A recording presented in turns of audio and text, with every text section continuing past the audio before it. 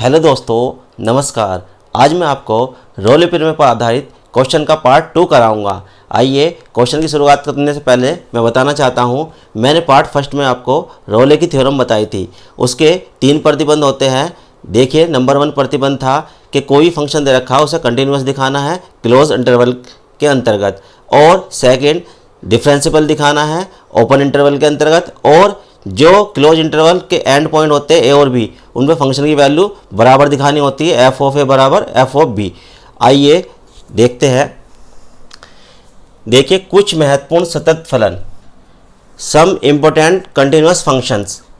नीचे कुछ महत्वपूर्ण फलनों के नाम दिए गए हैं जो अपने प्रांत यानी कि डोमेन में सदैव सतत होते हैं। जैसे नंबर फर्स्ट, प्रत्येक बहुपदीय फलन सदैव सतत फलन होता है। सेकंड, प्रत्येक अचर फलन सदैव सतत फलन होता है। थर्ड, प्रत्येक तत्समक फलन यानी कि आइडेंटिटी फंक्शन सदैव सतत फलन होता है। नंबर फोर्थ, प्रत्येक परिमेय फलन यानी कि रेशनल फंक्शन सतत होता है। नंबर 5, प्रत्येक मापांक फलन यानी कि मॉडुलस फंक्शन सतत होता है। और सभी त्रिकोणमितीय तथा प्रतिलोम त्रिकोणमितीय फलन स्वयं के लिए परिभाषित प्रांत यानी कि डोमेन में सतत होते हैं। अब देखिए, जैसे आपको मैंने डायरेक्ट लिखवा रखे, तो अगर क्वेश्चन के अंदर हमसे ये वाले इस तरीके के फंक्शन आ गए तो हमें उन्हें सिद्ध करने की जरूरत नहीं होती, क्योंकि मैंने कंटिन्यूटी में आपको क्या बताया, कैसे सिद्ध करते हैं, कंटिन्यूस फंक्शन कैसे दिखाते हैं, आपको सब पता है। तो आपको क्या इस तरीके का फंक्शन कहीं भी दिखाई दे जा तो उसे हम डायरेक्ट यूज कर सकते हैं, डायरेक्ट सतत लिख सकते हैं। इसी तरीके से कुछ महत्वपूर्ण अवकलनीय function, some important differentiable function है, जैसे त्रिकोणमितीय तथा प्रतिलोम त्रिकोणमितीय फलन अपने अपने प्रांत डोमेन में अवकलनीय होते हैं। अचर फलन प्रत्येक x बिलोंग्स टू r के लिए अवकलनीय होता है। बहुपदीय फलन प्रत्येक x बिलोंग्स टू r के लिए अवकलनीय होता है। और लघुगणकीय फलन अपने प्रांत के लिए प्रत्येक बिंदु पर अवकलनीय होता है। चरघातांकीय फलन यानी a की power x a greater than 0 प्रत्येक x बिलोंग टू r के लिए अवकलनीय होता है। और 2 या 2 से अधिक अवकलनीय फलनों का योग हो, अंतर हो, गुणन हो या भाजन हो, क्या अवकलनीय होता है। तो दोस्तों, हमें जैसे ये मैंने आपको लिखवा रखा, अलग अलग मैंने आपको पढ़ा दिया। कॉन्टिन्यूटी अलग पढ़ाई है, डिफरेंशिएबिलिटी अलग पढ़ाई है, कैसे किसी फंक्शन को कंटिन्यूस दिखाते हैं, कैसे किस फंक्शन को डिफरेंशिएबल दिखाते हैं, वो सब आपको मैंने पढ़ा रखा है। कहीं भी इस तरीके के फंक्शन आ गए तो हम यहाँ पर रोले फिरमे में इनकी जरूरत पड़ती है, यानी कि फंक्शन को कंटिन्यूस भी दिखाना पड़ता है और फंक्शन को क्या डिफरेंशिएबल भी दिखाना पड़ता है। तो इस तरीके के फंक्शन आ गए तो उन्हें हम डायरेक्ट लिख सकते हैं, सिद्ध करने की आवश्यकता नहीं होती है।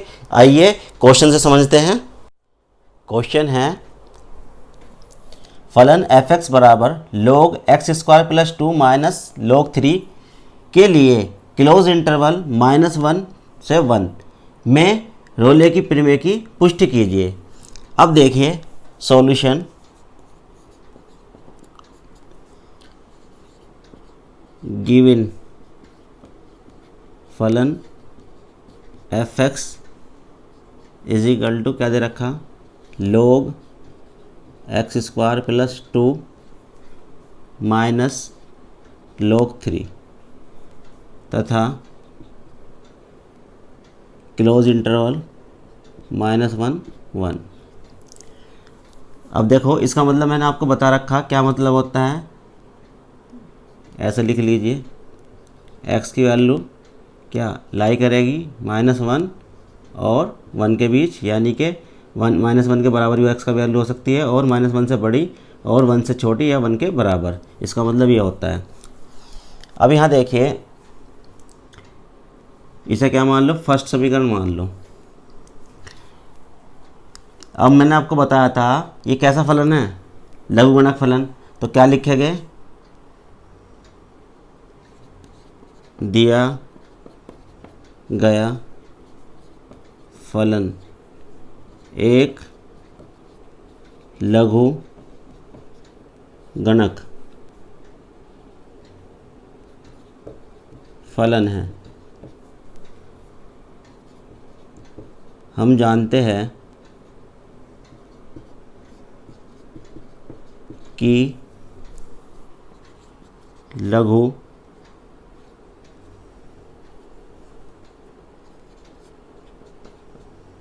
गणकीय फलन अपने प्रांत यानी कि डोमेन में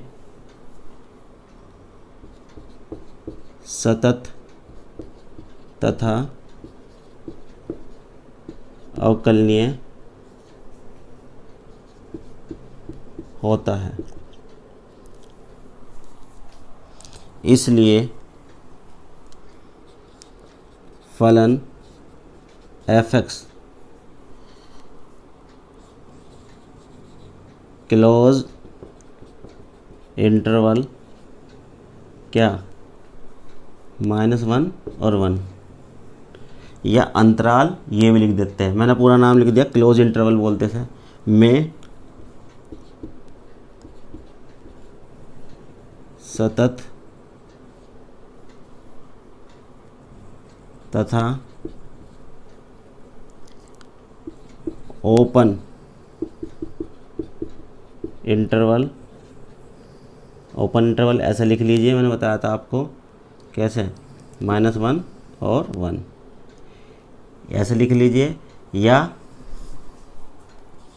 क्या बता रखा, स्मॉल ब्रैकेट से -1 और 1 में अवकलनीय होगा।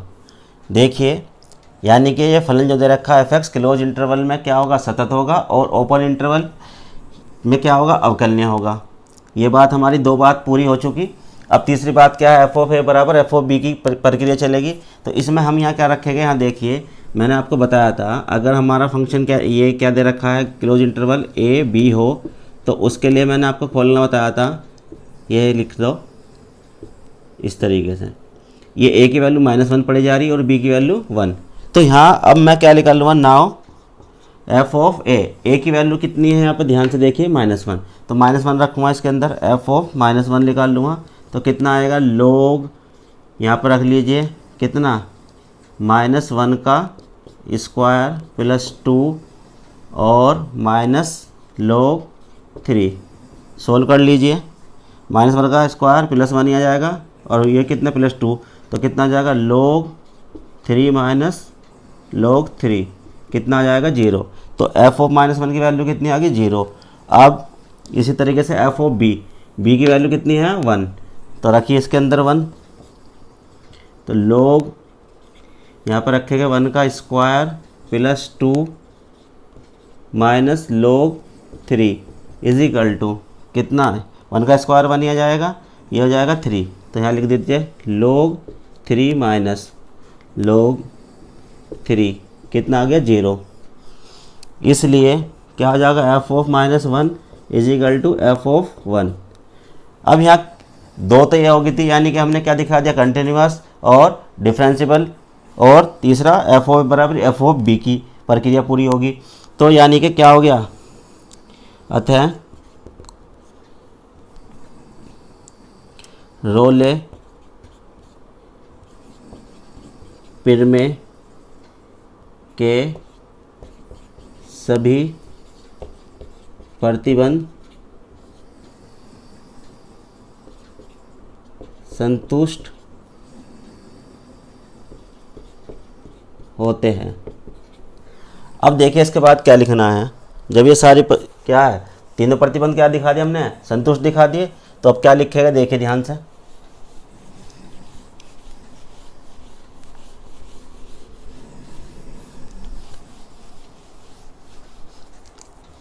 इसलिए किसमें, ओपन इंटरवल, कैसे लिख लो, मैंने बताया था ऐसे लिख लीजिए या ऐसे, -1 और 1 में कम से कम एक रियल नंबर, यानी कि रियल नंबर का मतलब वास्तविक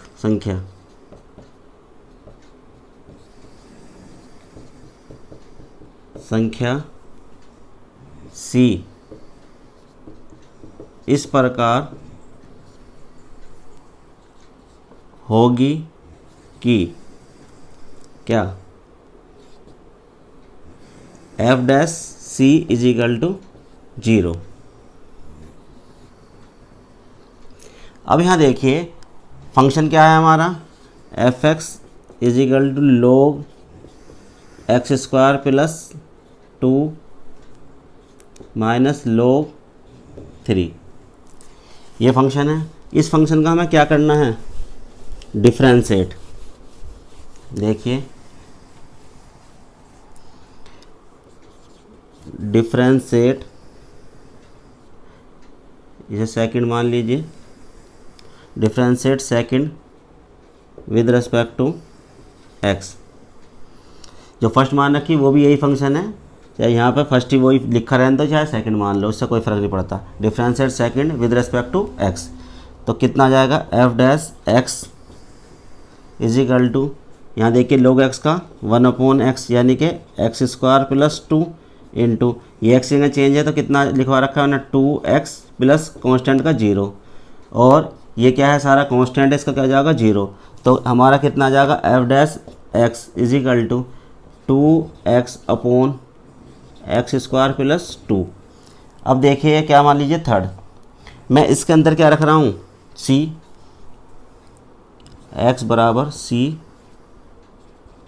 रखने पर रखवाइए तो कितना जाएगा, एफ डैश c बराबर 2c upon c square plus 2। अब क्या, F dash c is equal to 0, इसे मान लो फोर्थ रखने पर किसके बराबर रखते हैं, एफ डैश सी 0 के बराबर रखिए, तो 2c बटे C square plus 2 is equal to कितना जाएगा 0, इम्प्लाई दैट, इसकी क्रॉस मल्टीप्लिकेशन करोगे 2c इज इक्वल टू 0, तो यहाँ क्या 2 नीचे जाकर 0 बना दो, या ऐसे लिख दो 2 इज नॉट इक्वल टू 0, 2 तो 0 के बराबर होने का नहीं, कौन है, imply that c is equal to 0। अब हमारी c की वैल्यू कितनी आई है हमारी 0। अब ध्यान से देखनी है बात जो मैं बता रहा, यहाँ देखिए चूँकि c बराबर 0 बिलोंग किस है, ये वाला ओपन इंटरवल किस है, -1 और किसको 1 को, ऐसे लिख लीजिए, या c बराबर 0 बिलोंग करता है, ये सिंबल ना लिख के ऐसे लिख सकते हो, किस है, -1 और 1, और इसका मतलब मैंने आपको बता रखा है, कहीं भी ये लिखा हुआ है क्या, ओपन इंटरवल -1 और 1, इसका मतलब मैंने आपको बताया था, इसकी वैल्यू किसके बीच लाई करेगी, -1 और +1, यानी कि ओपन इंटरवल ऐसे लिख लीजिए, या -1 और 1। तो ये देखिए -1 और 1 के बीच क्या आ गई 0, यानी कि सी हमने बिलोंग दिखा दिया, तो इसका मतलब क्या आ गया, अतः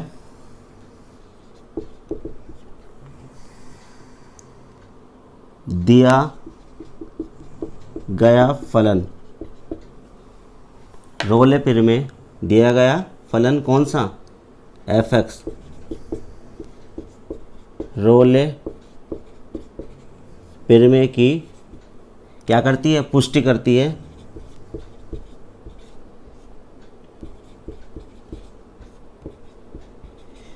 पुष्टि करती है, या यहाँ लिख देते हैं सत्यापित करती है। दोस्तों आइए नेक्स्ट क्वेश्चन देखते हैं। क्वेश्चन है, दिए गए निम्न फलन के लिए रोले की प्रमेय की पुष्टि कीजिए। फलन दे रखा F X is equal to sine की पावर 4x प्लस कोस की पावर 4x, किस में करनी है, क्लोज इंटरवल 0 और π/2। अब देखिए सॉल्यूशन, गिवन फलन F X is equal to sine की पावर 4x प्लस कोस की पावर 4x तथा क्लोज इंटरवल 0 π/2। अब देखिए कैसा फंक्शन है ये, त्रिकोणमितीय। अब देखिए मैंने क्या बताया था आपको, त्रिकोणमितीय फलन क्या होता है, सतत होता है और अवकलनीय भी होते हैं। अब देखिए यहाँ क्या लिखेंगे, चूँकि हम जानते हैं कि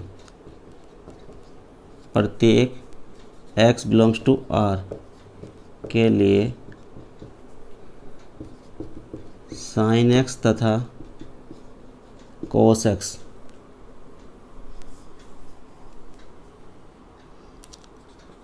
सतत तथा अवकलनीय फलन होते हैं। इसलिए फलन f(x) क्लोज्ड इंटरवल क्या 0π/2 में सतत तथा ओपन इंटरवल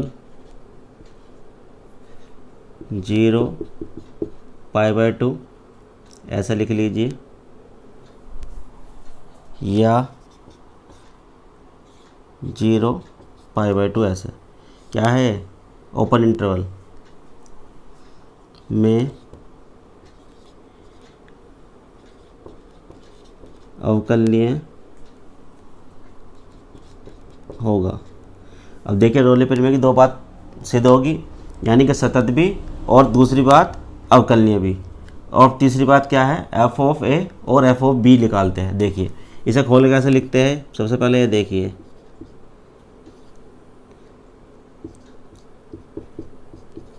यानी कि x की वैल्यू 0 के बराबर भी हो सकती है, π/2 के बराबर भी, और 0 से बड़ी और π/2 से छोटी, ये मतलब होता है। और मैंने बताया था a और b का मतलब आपको इस तरीके से लिख लेते हैं। अब यहाँ देखिए a की वैल्यू क्या पड़ी जा रही है 0 और b की वैल्यू क्या पड़ी जा रही है π/2।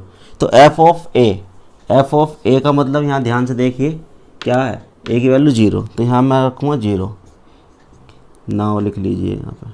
अब ये काम कर रहा हूँ, इस फंक्शन के अंदर रखी जाएगी, ध्यान से देखिए, sin की पावर 4 x की वैल्यू 0 रख दी प्लस, अब यहाँ देखिए क्या रखोगे, cos की पावर 4 0, इसका मान निकाल लीजिए। sin 0 की वैल्यू 0 होती है, इसकी पावर 4 प्लस cos 0 की वैल्यू कितनी होती है 1, इसकी पावर 4, तो ये 0 हो जाएगा, 0 और 1 की पावर कुछ भी हो 1 ही आ जाएगा, तो कुल मिला के रिजल्ट आ गया 1। अब यहाँ देखिए f(b) तथा f(b) की वैल्यू आपको क्या पड़ी जा रही है π/2। इसी फंक्शन के अंदर रखिए, sin की पावर 4 π/2 प्लस cos की पावर 4 π/2, मान रखवाइए। sin π/2 यानी 90 कितना होता है 1, इसकी पावर 4 प्लस cos 90 π/2 यानी कि 0, इसकी पावर 4, क्या आ जाएगा 1 प्लस 0, 1 की पावर कुछ भी हो क्या होगा 1 ही आएगा, 0 की पावर कुछ भी हो 0 ही आ गया, कितना आ जाएगा रिजल्ट 1। तो इसलिए क्या आ गया, f(a) का मतलब 0 और f(b) का मतलब π/2। तो ये हमने रोले परिमेय के तीनों प्रतिबंध संतुष्ट कर दिए। यहाँ लिख दे, अतः रोले परिमेय के सभी प्रतिबंध संतुष्ट होते हैं। अब देखिए इसके बाद क्या लिखते हैं, ध्यान से देखिए,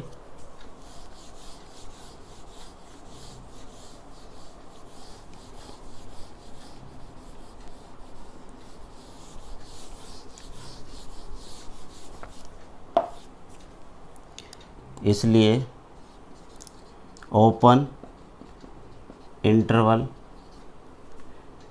क्या 0π/2 ऐसा लिख लीजिए, या 0π/2 में कम से कम एक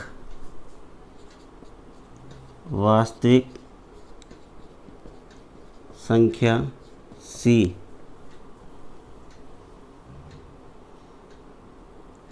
इस प्रकार होगी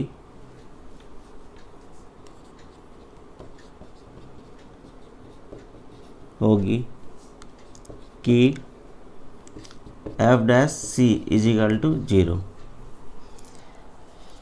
अब देखिए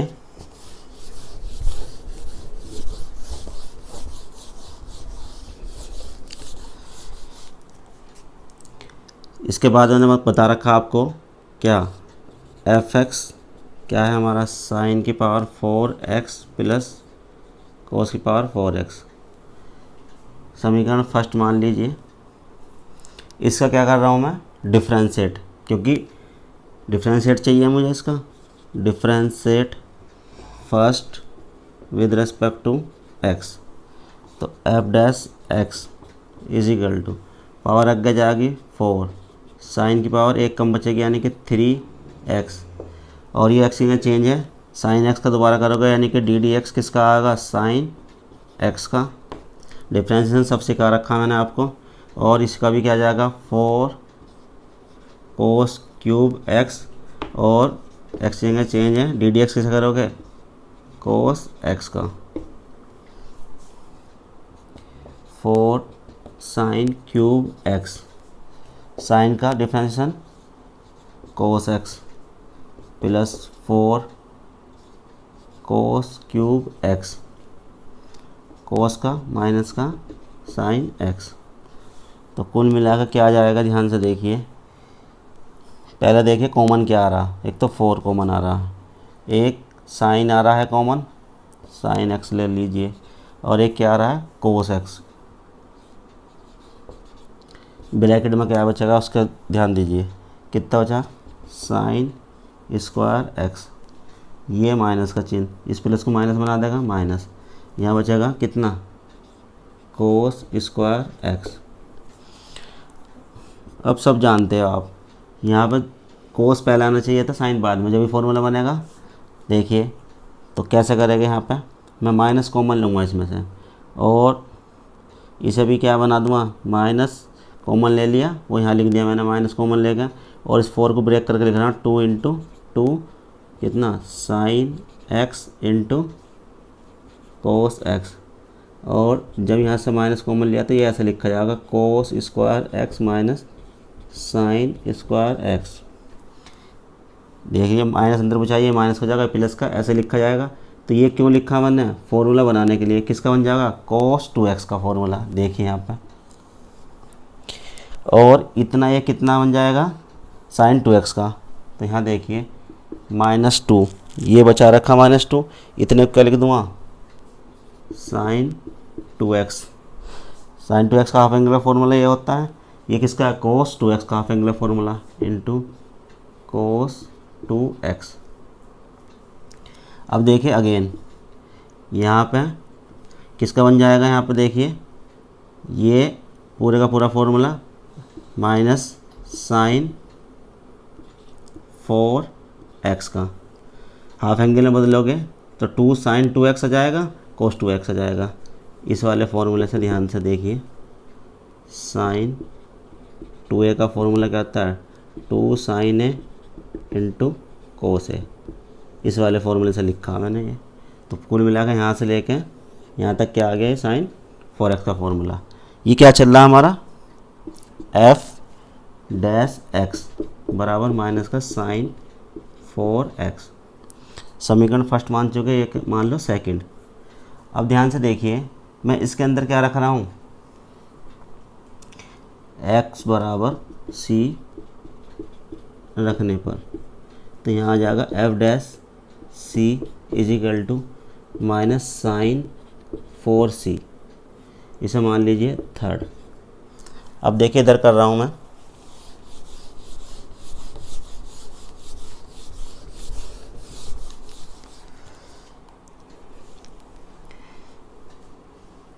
अब देखिए यहाँ पे क्या, f'(c) = 0, रखने पर, जब 0 रखोगे, ध्यान से देखिए, इधर 0 के बराबर रखोगे तो थर्ड इम्प्लाइज क्या करेगी यहाँ पे, माइनस का sign 4c is equal to किसके बराबर रखते हो उसे, 0 के, ये रख दिए 0 के बराबर, और इम्प्लाई दैट माइनस इधर ले जाओ 0 हो जाएगा, sign 4c is equal to 0। अब यहाँ पर जो बात मैं समझाऊंगा उसे ध्यान से देखना है। किसकी वैल्यू होती है, साइन 0 की भी होती है, साइन 180 की भी होती है। अब देखिए, if sine 4c is equal to 0, दोनों ही मान निकाल के दिखाऊंगा मैं आपको। तो sine 4c is equal to sine 0 की वैल्यू लिख लीजिए, ठीक है, साइन साइन ख़त्म, 4c is equal to 0, 4 is not equal to 0, तो कौन है, c बराबर 0। एक तो c की वैल्यू 0 आ गई। अब यहाँ देखिए अगेन,